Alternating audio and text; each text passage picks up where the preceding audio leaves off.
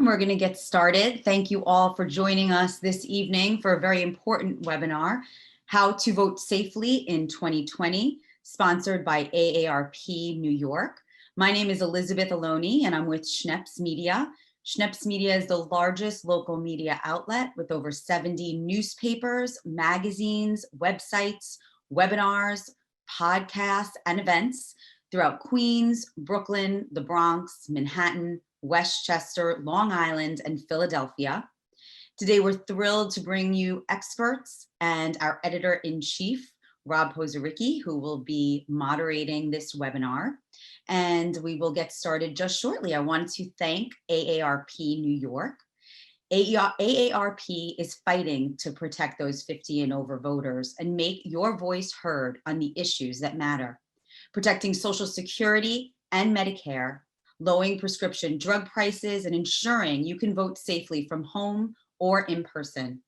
AARP has a proud 34-year history of nonpartisan voter engagement and does not endorse or oppose candidates, nor does AARP make contributions to political campaigns or candidates. But AARP does urge you to vote, and AARP New York advocated successfully for a new state law that allows any registered voter to vote by absentee ballot this election by citing concern about the coronavirus and other recent reforms. AARP New York wants to help you cast your vote safely and make sure you know all your voting options. Before we get started, I'm just going to share a video with you.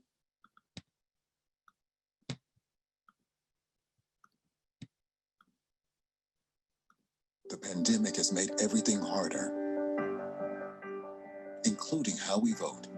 That's why AARP is fighting to protect Americans 50 plus by making sure you can still vote safely.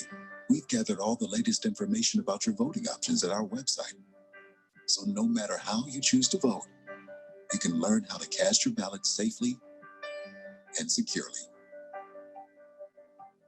Learn more about your voting options and make your voice heard. That's wonderful. Thank you so much to our panelists for being here. And I'd like to introduce Robb Pozarycki. He is the editor-in-chief of AM New York Metro, The Villager, Chelsea Now, Manhattan Express, and Downtown Express. Robb? Robb, you just have to turn off your mute. There we go. Now I got it right. Perfect. Hi, thank you again, Elizabeth. Good evening, everybody. I want to thank you for joining us tonight on this very important seminar on a very important election coming up. We're pleased tonight to be joined by two experts who will speak with us about how we can exercise our vote safely this fall as the election day approaches and all our options that are available to us. So first we have Valerie Vasquez, the Director of Communications and Public Affairs at the New York City Board of Elections. Welcome, Valerie. Please share with us a bit about your role at the BOE. Thank you for having us. I really want to thank you for organizing this. We at the Board of Elections know the value of public education, and it's forums just like this that really help us connect directly with the voters. So we want to thank you for your vision and commitment to public education. I am the Director of Communications for the New York City Board of Elections. I have been so for almost 15 years now. My capacity as the Director of Communications is really to handle the board's messaging, direct messaging to the voter, as well as the liaison and the spokesperson to the media. My passion is for events just like this, where we can directly connect with the voters and answer all of their questions. And I want to thank you again for having me. Thank you again. And also joining her is Kevin Jones, the Associate State Director for Advocacy at AARP New York. Kevin has worked with government relations and advocacy for at least 20 years. Kevin, tell us about yourself. Great. First of all, thank you, Robb and Elizabeth, for hosting, and Valerie, thank you so much for joining us as well. As he said, my name is Kevin Jones, and I'm the Associate State Director for Advocacy here at AARP New York. And my role is concentrated on all levels of government in New York City, including the New York City Council and mayoral administration, as well as New York City delegations to Congress and the New York State Legislature. So again, I want to thank Schneps for hosting the webinar and the Board of Elections for participating. in this discussion on how New Yorkers 50+ can safely exercise their right to vote, either from home, at an in-person early voting site, or in person on Election Day. Thank you again. So just to go over with everybody what we're going to be talking about tonight, there are 5 major topics. They are related to the key deadlines for voting, as well as safety measures put in place at the polling sites, how to find your polling place, which is very important, obviously. You may not know where you're going to vote yet, and we're going to tell you how you can find out. There will also be a whole array of information on absentee ballots and how you can obtain one, how you can send one, and addressing any issues related to mail-in voting. So let's start with the deadlines, because we had just passed a deadline on October 9, which was the last day for any New Yorker who wanted to vote in this election to register to vote. Valerie, could you walk us through what the next important dates are on the road to Election Day? The next important date would be the deadline to request an absentee ballot, and that deadline is October 27th. So we are encouraging New York City voters who are interested in voting by mail to please go on to our website, vote.nyc. There's a portal that will take less than 2 minutes for them to fill out an application. The ballot will be sent to them at the address they designate. We really suggest that they do this as soon as possible, although the deadline is in fact the 27th. The faster that you can get that application in, the faster we can get you the ballot. Great. About how many, do you happen to know how many requests have already been filed? So far, we have already mailed out over 740,000 Wow. ballots, with about 6,000 that are left in the queue to be processed. So lots of New Yorkers are availing themselves of this mail-in absentee ballot option. And again, we want to encourage everyone. We want them to feel safe and comfortable. And if that means voting by mail, then put in your application as soon as possible. So that's a huge number. It's got to be an all-time record. Yes, yes, it is. Absolutely. Kevin, could you speak a bit about what your organization is doing to kind of encourage people to submit requests for ballots? Sure. So at AARP New York, we're encouraging people to basically learn exactly what their options are in terms of voting, whether that is absentee and voting from home, or if it's going into an early voting location, or if they prefer to vote on Election Day. Obviously, there are a lot of things that we would normally be doing that we can't do right now just because of the virtual nature of all of our lives right now. But we are pushing a bunch of virtual voter engagements, webinars like this, phone calls, social media. We have an online voter portal, which is aarp.org/nyvotes or aarp.org/nyvota if you want the information in Spanish. So basically, our goal is to get out as much information as possible to the 50+ community on what their options are, and then make sure they have all the resources they need once they decide which voting mechanism works the best for them, whether that's the mail ballots or if they prefer in person.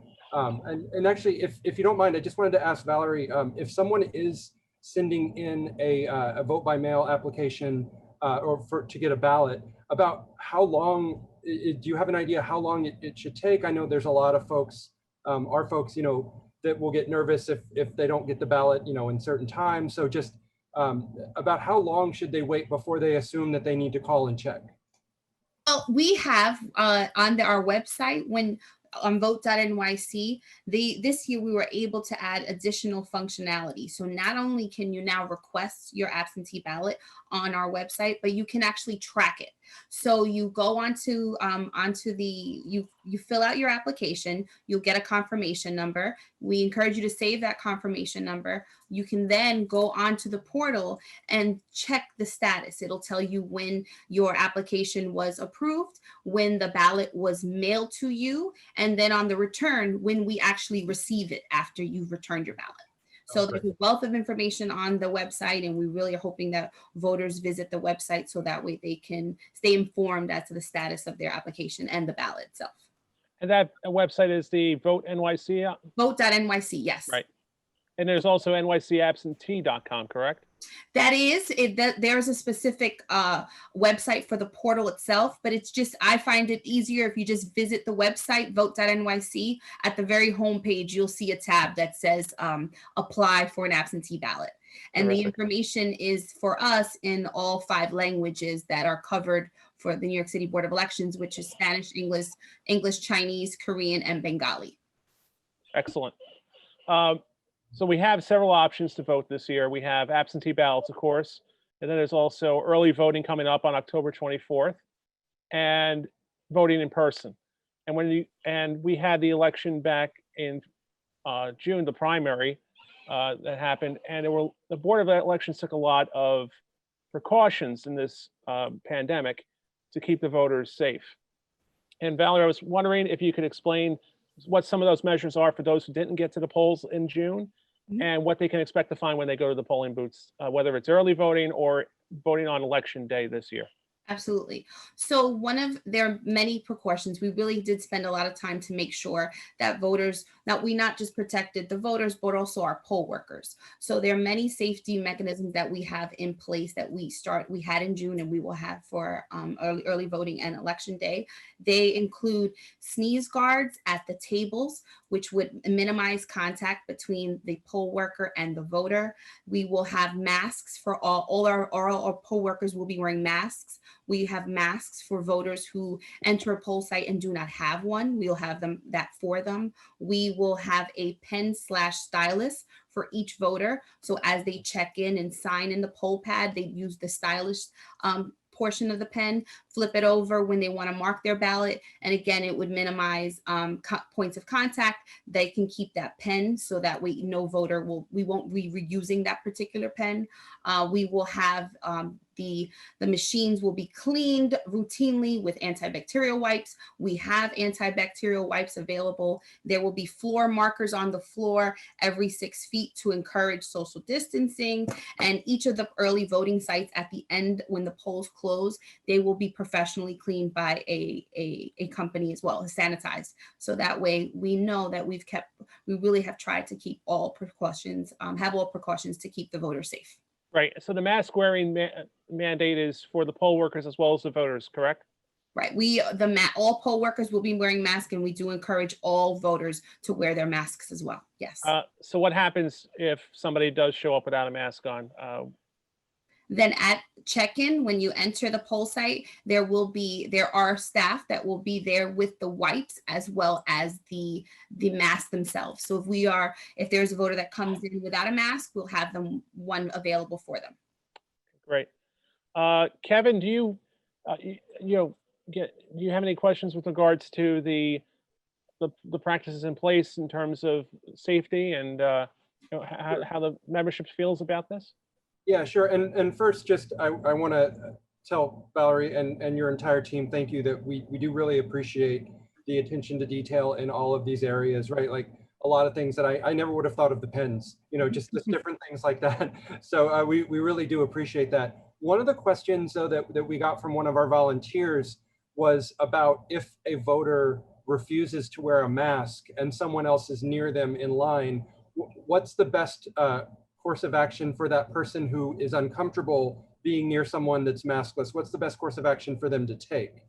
So again, if a voter refuses to wear a mask, we cannot enforce that. We can't require that they then put on a mask. We strongly encourage them. But if a voter, depending on the day, so if you're talking about a voter who came during one of the 9 days of early voting and they just wanted to come back at a later time, if they wanted to give that person additional space, again, we do have those floor markers between every 6 feet. But I guess the suggestion would be maybe perhaps you would allow that voter to vote and then let them, skip in line, or not skip in line, but let them go ahead and give them that a little more distance. But there really is nothing we could not enforce if a person refuses to wear a mask. Sure, but if a voter, for example, it would be appropriate for them to approach a poll worker, for example, to just let them know that they're uncomfortable and they want to be kind of extra distanced. Sure. We have at each of our poll sites, we'll have a coordinator on that will have a identification, and they are essentially the site manager at that particular site. So they can voice their concerns to that particular coordinator as well. And so they would just ask for the poll site coordinator? Yeah. Yes, the poll site coordinator. Oh, thank you. Great. One question that's kind of on a lot of people's minds, and it's very, very, let's call it tense, political environment that we live in, is electioneering. In some places, you go to a polling site, you might find, people who are rather passionate about certain candidates being a block or two away, and it might feel a voter might feel intimidated by that. Could you speak to what the Board of Elections is doing to kind of limit electioneering this year? So there is absolutely no electioneering allowed within the poll site itself. We have it has to be 150 feet beyond the poll site itself. We have NYPD officers on site as well as the coordinators themselves. So if there was ever an issue where the voter didn't feel comfortable, then we really do urge them to please contact the official at the site themselves, and they will make sure that if there is any electioneering going on outside, they will put an end to that. And this is also actually one of the questions that was brought up by a couple of our members on one of our calls. Assuming that it's not something that would immediately require attention, is it better to kind of for that person that feels uncomfortable to go to the poll site coordinator before going to the NYPD officers, or is there a preference? Well, I would suggest going to the coordinator, because the coordinator would use their best judgment, and they felt that it was something that needed to be escalated to the point that the NYPD officer on site has to be involved, and they will use their judgment in that specific situation. But again, there will be a officer at each of the sites. All sites throughout the city of New York will have an officer for the duration of the election day. Yeah, no, that's great. I just want to make sure that our folks are going to the right person first. Right. Okay. To make things as simple as possible, not just for them voting, but also for your folks that are Absolutely. working. One thing I wanted to bring up, which I got in the mail just today, was the Fast Pass tag. I have that to talk about that too. Yeah, it's great. Would you mind explaining what that is and what that affords a voter? So all registered voters received from the Board of Elections this mailing, and basically this mailing serves multi-purposes. Not only is it to educate the voter, to let them know the dates of early voting, the hours, as well as their assigned early voting site and election day site. We also included a voter card and a key fob. And it is our suggestion that the voters they can either bring in the Fast Pass tag, which can be put on your key. It's a key fob you can put on your keychain, or the card itself. And the reason is because of the functionality on the card, the barcode allows for the poll worker to just scan that barcode to pull up my information when I'm there to cast my ballot. So again, it's just minimizes. It's more of a contactless check-in. So it's basically there are two benefits. Not only the contactless check-in, but it really allows for a faster flow and processing as the voters are checking in. So we are encouraging voters to bring this. If they do not have it, of course, they still can vote. This is just another mechanism that the board has been proactive in looking at ways that we can improve the voter process. And this is one of the ways to check in faster. Yeah, it's a great thing. I also wanted to bring up, and I'm seeing it in the chat. I'm looking at the chat coming up here, and speaking just to early voting for a minute. Some of our guests are wondering about the large early voting sites at Madison Square Garden and Barclays Center that are being set up. Is that eligible to every voter, or is that only for certain voters in Brooklyn and Manhattan? So you must be assigned, a voter must be assigned to his or her early voting site. So yes, there have been sites that have garnered much interest, such as Barclays or Madison Square Garden, but you can only vote there if you are assigned to that particular site. And the mailing that you receive from us will tell you your assigned site, or you can visit our website, findmypollsite.vote.nyc. From there, you put in your street address, and it'll tell you your early voting location as well as your election day location. And you can also see your sample ballot. So voters are educated on what the ballot will look like before they enter the polls on election day. Excellent. Kevin, I wanted to talk to you about what the AARP is doing to help all New Yorkers find their polling places, as well as to get them safely to them for either early voting or election day. Do you have any programs that are in place for that? Sure. I mean, again, one of our primary pushes, because everything is virtual. If our members that go to, or anyone actually that goes to aarp.org/nyvotes, we have resources there that link to actually a lot of the same sites that Valerie is talking about, right? So one of our main goals is to make sure that, because voting is, even without the pandemic, voting is different this time around than it was, the last presidential election, for example. And we want to make sure everyone knows, exactly what their options are. Obviously, a lot of our in-person programs are, limited, and we can't do any in-person programs right now. So what we're doing is just pushing out all the relevant information, and also trying to get a lot of feedback from our members. In terms of what they're seeing and what their concerns are, right? I've already brought up, a couple of them.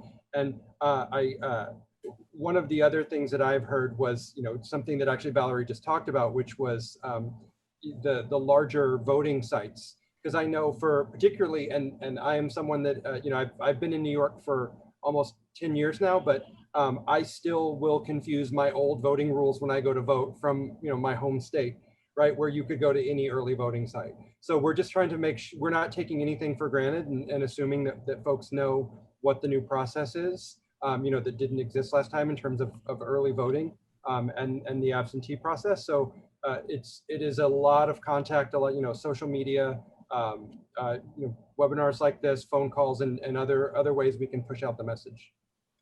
That's great. So just shifting gears over to the absentee ballots. There's been a concerted push, as we talked about, in terms of getting the voters to, apply for and then receive an absentee ballot. But there might be some confusion as to how to fill the ballot out and how to send it back and make sure that it's picked up and counted at the proper time. So Valerie, could you explain what the essentials are for a voter who is doing all this? They must sign the envelope, the ELF envelope, sign and date it. We have one another, I don't know if it's in another topic, but I'll just bring it up here because I think it's most appropriate. Voters, the absentee ballot the ballots themselves rather, must be postmarked by November 3rd. And there are voters that have had concerns about dropping their ballots in their local post offices. And instead, we have made available to them, in addition, they can drop off their absentee ballots, their completed absentee ballots, at any of the early voting sites, any poll site, and any Board of Elections borough office. So between now and election day, there are basically 1,300 locations throughout the city of New York where a voter can drop off their ballot at one of these sites without having to wait online, in a secure ballot box at the Board of Elections offices or at a poll site itself. So again, I think what's most important is that voter, when they mark their ballot, their absentee ballot, that they actually then they put it, seal it, and then make sure they sign it and date it. Wow. So there are 1,300 drop-off sites that are active now? So no, so it goes, okay. if you visit our website, vote.nyc, there's Right. a tab that says drop off ballots. And what we have is from now all the way through November, there will be a total of 1,300 sites. I see. So from now until the early voting begins, which is on the October 24th, a voter can drop off their ballot at one of our borough offices. And we have, if you visit our website, there's lots of extended hours. So we'll be open weekends and evenings. Once early voting begins on October 24th, then a voter can drop it at any of the 88 early voting sites throughout the city of New York. And on November 3rd, they can drop it off at any of the 1,200 sites that are open, that are service poll sites on election day. And you don't have to take it to your assigned poll site. You can take it to any site or have someone drop it off at any site between now and election day. Thank you for clearing that up. No problem. Kevin, could you speak to what the AARP is doing in terms of educating the public, like the Board of Elections, in terms of properly filling out and returning absentee ballots? Yes, so in order to kind of avoid causing any confusion, we're referring folks to the actual Board of Elections in terms of making sure, you know, that they do, whether it's voting in person or voting from home, whether, you know, to make sure that they're bringing with them everything they need, or filling out the forms correctly, and, you know, getting them in the mail correctly. One question that I would have for Valerie, that is that we've seen some elected officials mention the postage issue with mailing back in their ballot, and a few of our members have expressed some concern on whether or not a single stamp will get the ballot back. So in all of the borough, Queens is the one borough that may require additional postage because of the language requirement in terms of the weight of it, the ballot itself. But yes, we are confident that, and we've been assured by the USPS that if a voter mails a ballot and there is not sufficient postage, they have guaranteed they will still deliver it to the Board of Elections. So yes, so one stamp should be sufficient. But again, the USPS has assured us that if in fact the voter mails it without sufficient, they will still mail it to us. No, that's great to know, and I really appreciate that, so we can share that with our members. I will also tell, you know, our members that if it makes you too uncomfortable, you know, we will direct them to the sites that show where the drop-offs are, or, you know, right, where the voting is. Right. In terms of early voting, could you maybe just kind of explain to folks what would be the process if someone has, you know, requested a ballot, but they decide they want to go and do early voting instead after they've already done that request? Because that's something else that we've heard. Someone will say like, oh, I did the application, but I can't, you know, that, you know, and those of us that hit refresh all the time on different things, you know, like to know that things are done and they're official, right? So a voter can absolutely, even if you requested an absentee ballot, if you returned that absentee ballot, you still can in fact vote in person, and only that in-person vote will be counted.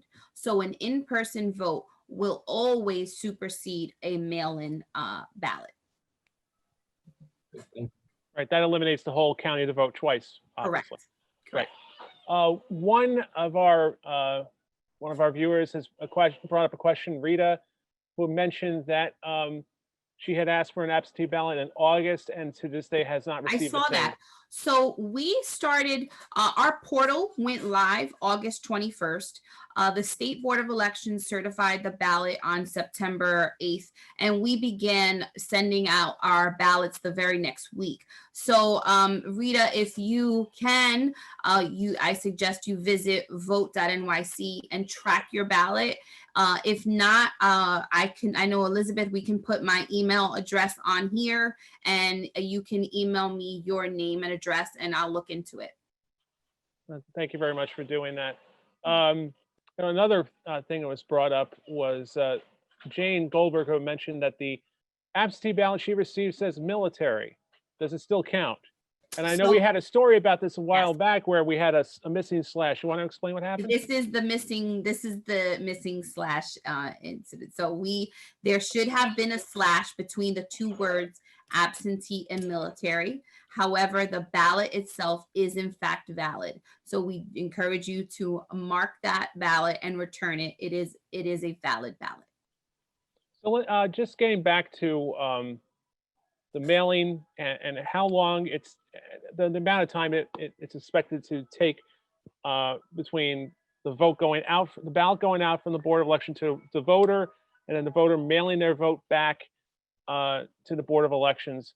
I know the advice has been to vote early, but at this point, about how long is it taking to receive a ballot back? I mean, it really is difficult for me to say because, like I said, we have 6,000, approximately 6,000 still in the queue, but over 700,000 have already gone out. So, I have voters who have told me that it's been very quick. Others who applied early and we had to wait until the state board certified the election are finding themselves feeling that it's taken weeks. But the reason why is we could not send out ballots until the state board actually certified the ballot itself. So again, I encourage everyone to visit that tracker. And if an individual does not have access to a computer or their phone is not a smartphone, then we have, they can call us at 866-VOTE-NYC, and we have trained call takers that will help them as well. Excellent. Kevin, would you like to speak to what the AARP is doing in terms of encouraging voters in terms of how to return their ballots? Sure, and I think our messaging is similar, right? We think we want people to have a plan, but also we know it's important with things going on to do things as quickly as you can. Obviously, not everyone can do this today or tomorrow. So one of the things that we're trying to make sure is that everyone understands exactly when the deadlines are, right? Because if knowing when the deadlines are is what's going to motivate a lot of us to make sure that we're not doing something on the last day unless we actually, our only option is to do something on the last day. So just kind of pushing out to our members and to the population, overall, when the deadlines are, and also, kind of what the process is. Because I think understanding that process is really going to help people make sure everything they do is timely. Great.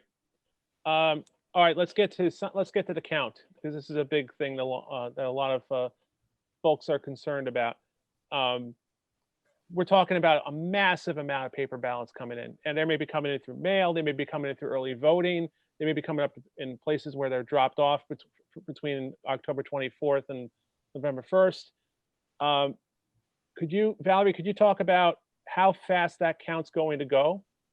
And when people can start to expect to see results? Will there be results to be reported when the polls close on November 3rd?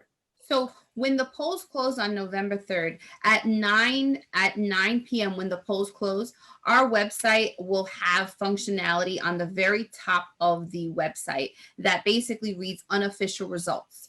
And as site by site, as the uploads of the scanners, as the results from the uploads of the scanners are transmitted to us unofficially, we post that on our website. So I think it's like a 5-minute refresh every 5 minutes. There will be an update. So you will have unofficial results for the votes that were cast via early voting or on election day. Now, the absentee ballots, however, fall under a different, there's a different time frame, because the ballots have to be postmarked by the 3rd, but we can receive them all the way up till the 10th.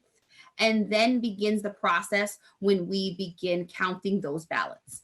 That process is something that will take some time considering the volume.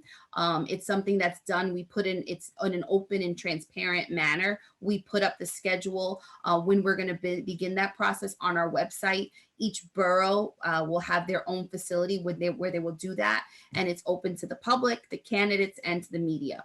But so there is, it will be very transparent, but the process will take some time just based on the volume itself. So exactly how long that will take, it's impossible for me to say at this point. So basically, if I've understood you correctly, not to have the vote just counted by November 3rd, you have to basically take part in early voting or at the polling site itself. So It's gonna be the part of numbers that that you'll November see, 3rd count. yeah, the numbers that you will see reported in the media or on our website will be for votes that were cast in person. In person. We will not have any data for votes cast via absentee until a week after the election when that process begins. Right. Excuse me, sorry about that. Live, right?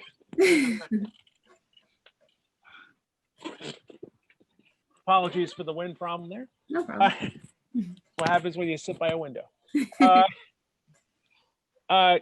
Okay, so I'm sorry, Valerie, just to go back to this. If a person drops off the ballot at an early voting site, doesn't vote in person there, but just drops a ballot off that they've completed, will that be included in the early voting count? That is still an absentee ballot. It was because you're dropping it off in an absentee ballot ballot box.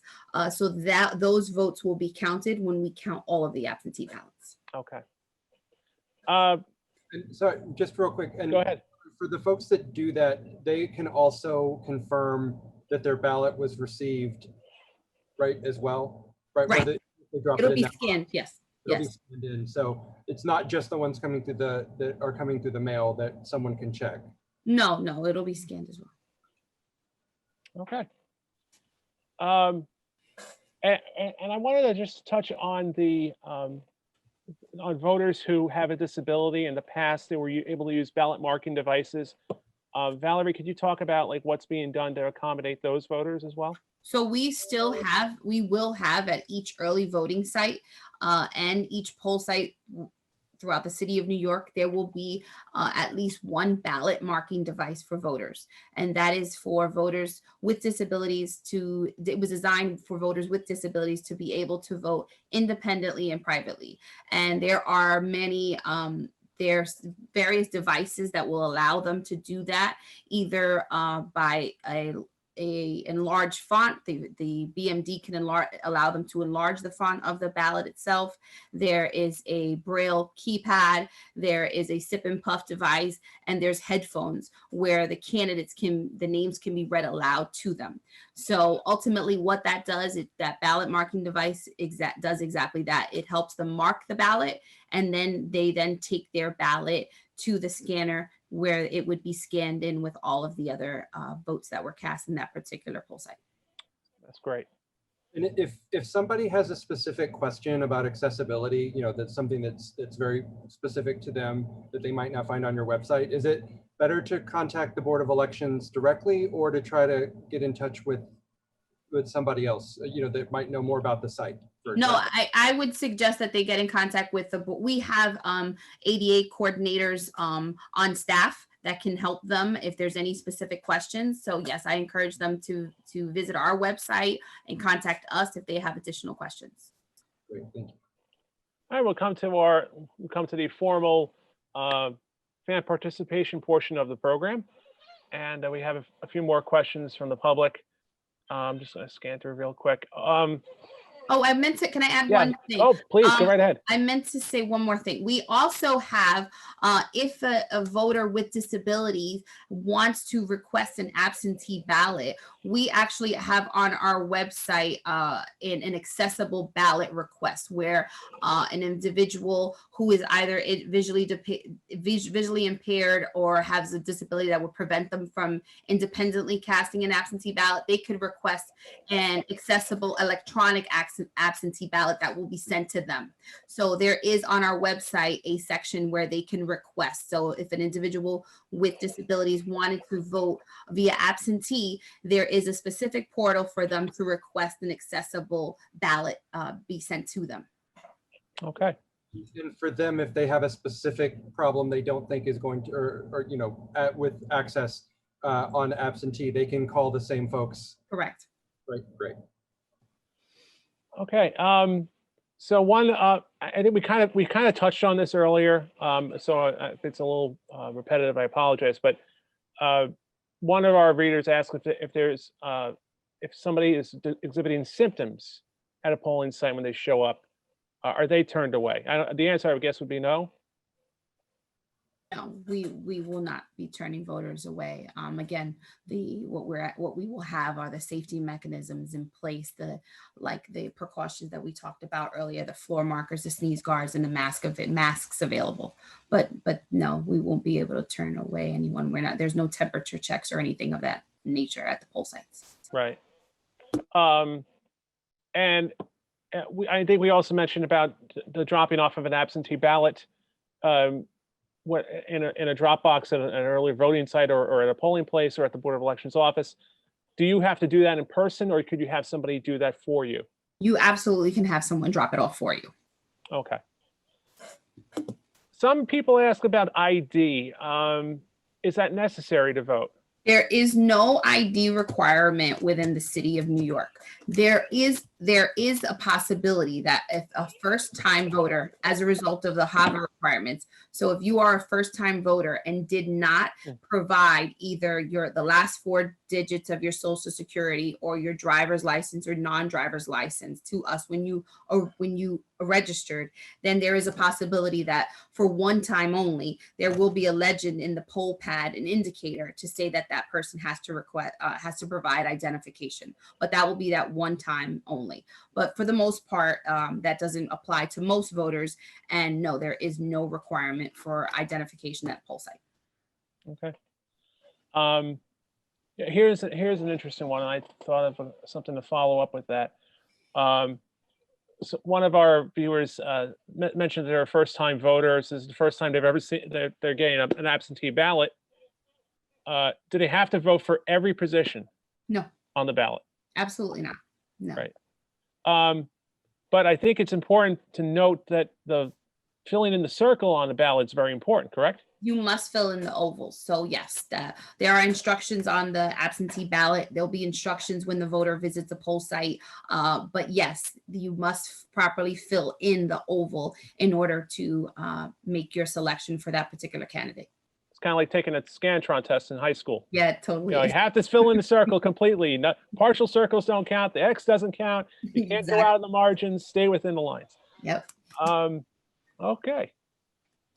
And we have on our website, keep plugging the website, but if you visit our website, vote.nyc, there is a tab titled videos, and there are various videos that from most frequently asked questions, essentially. So everything from how do I request an absentee ballot? How do I fill out my absentee ballot? And then there is one about the key fob, and there will be one by tomorrow. We're going to go live with one for the ballot box. So we encourage you and encourage your members to visit the website, look over these videos. And again, if you can talk to your neighbors and your family, essentially you're all serving as basically spokespeople for the Board of Elections, because now everyone who's participated in this particular webinar are now empowered with more information. So if you can go out into your community, even to your family, and let them know that these things are available to them, it would be helpful to us. Kevin, I don't want to leave you out. Do you have anything else to add to that, or? No, not really on that. Just, again, we also have our site, our resource site, which is aarp.org/nyvotes or aarp.org/nyvote for if you need the information in Spanish. And we also encourage folks that have questions, they can reach out to us, and we will try to connect them to the right folks as well. Right. And just one other thing with regards to the website, you'll have a sample ballot there, correct? If you go through the poll site tracker. Yes, if you go through Find My Poll Site, it can all be found on vote.nyc. So there are different calls to action. So one is Find My Poll Site. When you click on Find My Poll Site, you put in your street address, and you will find your assigned early voting site in your assigned election day site, as well as your sample ballot. So yes. Great. So that's how you can see a ballot in advance. Exactly. So I don't know if either of you guys can take this question. I'm not sure to which one the purview falls, but there is a law in New York State that you can take time to vote. Is that, I mean, so you'll be allowed to take off some time from work, about a couple hours to go vote? Is that correct? I believe it is 4 hours, yes. 4 hours. I have to check with legal, like in terms of the exact statute of the law, but yes, they are afforded, they are supposed to be afforded 4 hours to allow a voter to vote in person. Kevin, do you have any further information about that you might be able to provide? No, I just, just to, reiterate that we want folks to, know what their rights are. And if they face any obstacles in the way, we encourage them. If they reach out to us, we'll connect them with the proper, agency or government office to help kind of get past whatever that obstacle is. And yeah, we just encourage people to do that quickly. Let people know, whether it's the Board of Elections or us, or, if there's some other problem you have voting. I know the Attorney General also has a voter helpline as well. We're just referring folks to we want to get folks to the right answers as fast as possible. Correct. That's all important right now. And I will, if I can, I will say that again, the fact that you now have 9 days of early voting, which includes 2 weekends and evening hours, early morning, this really now empowers the voter to be able to vote at a time that's convenient to them. Great. Just going back to the BMD devices. One of our readers, Brenda, asks if it's safer or better for someone to bring their own headphones to the polling site. They can if they choose. We have the headphones, and in addition to the headphones themselves, we have disposable ear covers. So we would have, for each voter that actually needs that headphones, there are covers for the ears for sanitary purposes. But if they chose to bring in their own headphones, there is the outlet, the port for them to connect it to. Great. I think we have a couple more. Let me see. This is a tough call, but wait times at the polling sites, that's something we're not going to be able to know until we actually get to that point, right? Right. It is very difficult for us to say. We hope that the voters can go through and vote as quickly as possible, but there's some variables that are obviously beyond our control. We don't know when the highest turnout at a particular site, what time that will be. That varies from site to site. Again, that's why I think early voting is great, because it allows you that option to go. It's not that you're concerned about voting one particular day from 6 a.m. to 9 p.m. Now you have so many days that you can actually choose to vote in person. And one other person also asked if there was still a need for poll site volunteers. So we actually have been very fortunate that our poll worker recruitment campaign has been very, very successful. The board was very aggressive in doing a poll worker recruitment campaign all last year, whether it was in print, digital, or even out of home. We did some recruitment in subways and buses. We bought some ad space. So we actually are doing very good in terms of our recruitment. And I think we've reached the comfortable amount where we're confident that we will have enough poll workers on election day and early voting. Okay. One other question that came in with regards to actually filling out the ballot, and I'll try to phrase this in a way it's kind of relatable. So you have two candidates running for office, but on multiple lines, party lines. So candidate A is running on a Democratic and a Working Families Party, let's say. Mm-hmm. And if you wanted to vote for that person, the reader asked, do you have to vote for the Democratic, and do you have to fill in both the Democrat and the Working Families ballotables, or do you fill one or the other? So you would only choose one. This You would is only the- choose the one. general election, right? So if the contest is for whatever the contest is, let's say it was for state senate or office of the president and vice president, then you're making one selection on one of those party lines. You do not have to vote straight down the line. It's a general election, so you vote however you see fit. I know it's very basic, but That candidate gets that vote, whether they, no matter which line you vote for them on. right. I guess that's the kind of important That's part for the yeah. vote, right? So it might matter to the specific parties, but it does not matter for the total of that candidate's vote. No. Right. Right. Okay. Let's see. Do we have anything else?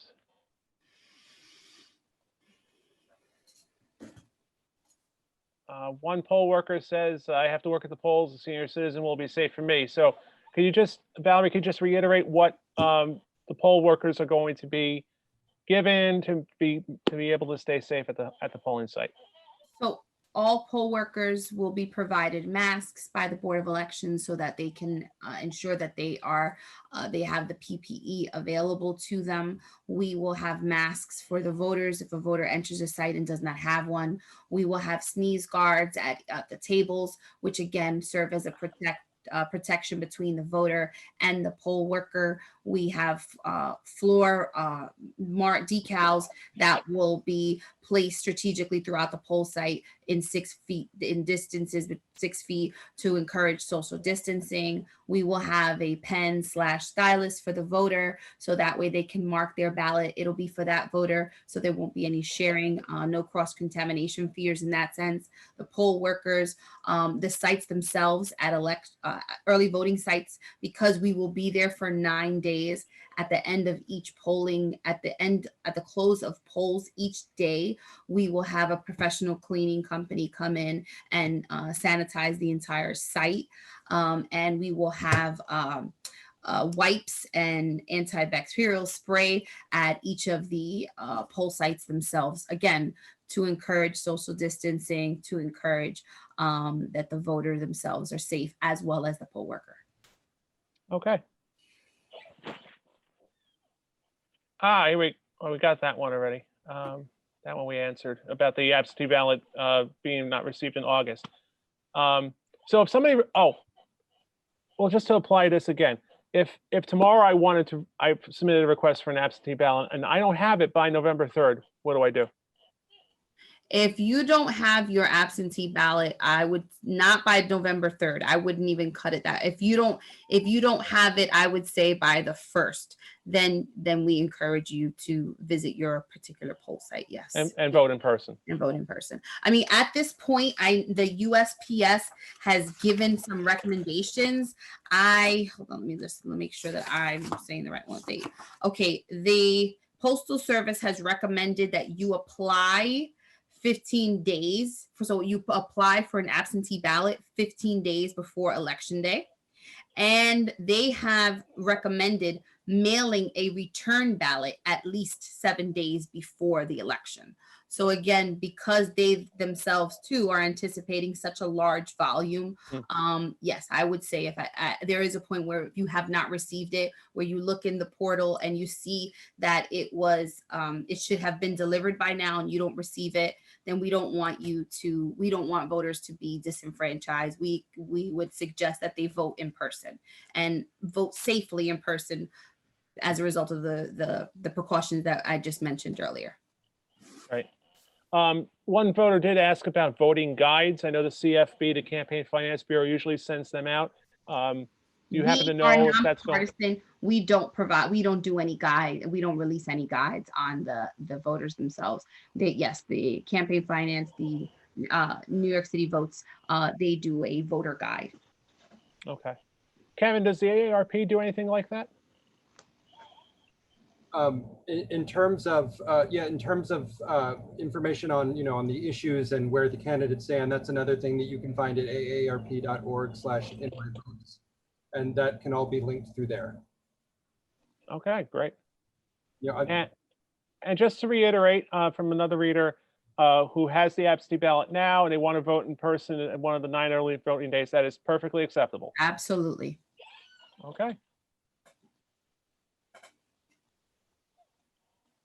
Okay, so let's just go through one more time just to sum up the big dates that are coming up.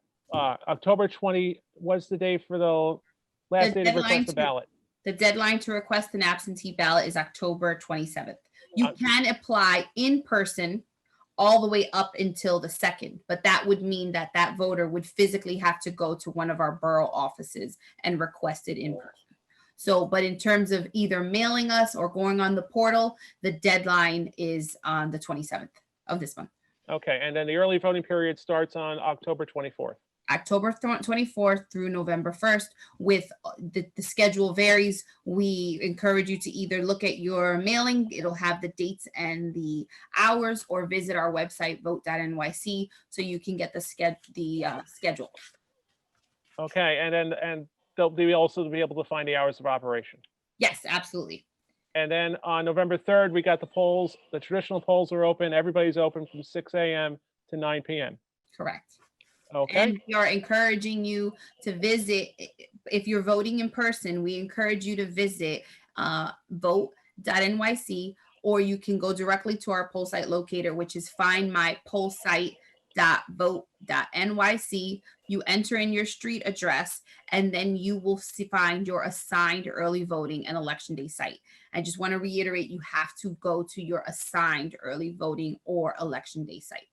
Yeah, and one thing I want to mention real quick, because this has come up with some of our members as well, your site might not be the site you're used to voting at, right? So if, because of the pandemic and there are certain spaces that it's just not as safe to set up. So make sure, even if you think you know where your voting site is, go to that site, figure out, or go to that website that Valerie just mentioned, and make sure that you show up at the right spot. Yes, absolutely. Exactly. Hey, listen, I want to thank you guys. Just some of the questions I know were repetitive, but it was a matter of just making sure that everybody knows and everybody is ensured that they get the right information and that they're able to go into the election completely informed in what they need to know, and make sure that their voters count. So, again, I want to thank you all very much for your participation. I think it was a very helpful forum, and the message, I think, is vote. Yes. Go vote. Just want to jump in before we end and say thank you so much to Valerie Vasquez and Kevin Jones and AARP New York for sponsoring this very informative and important webinar. I do want to let people know that this has been recorded, and we will be uploading it to the Schneps Media YouTube channel in the next 48 hours. So you will be able to see it again. You will be able to share it with your friends. And we will also, all of those websites that both Kevin shared and Valerie shared, we will also be sending it out to you in 24 hours. You will get a thank you email, and we will put all those websites in there as well in case you didn't catch it in the chat. But thank you so much to our panelists, to Rob for being a phenomenal moderator, and to all of our attendees. Thank you so much for spending the time with us and learning all of the important things to learn about how to vote safely in 2020. And as Rob said, vote. Thank you. Thanks so much. Thank you, guys. Have a good Good night. night.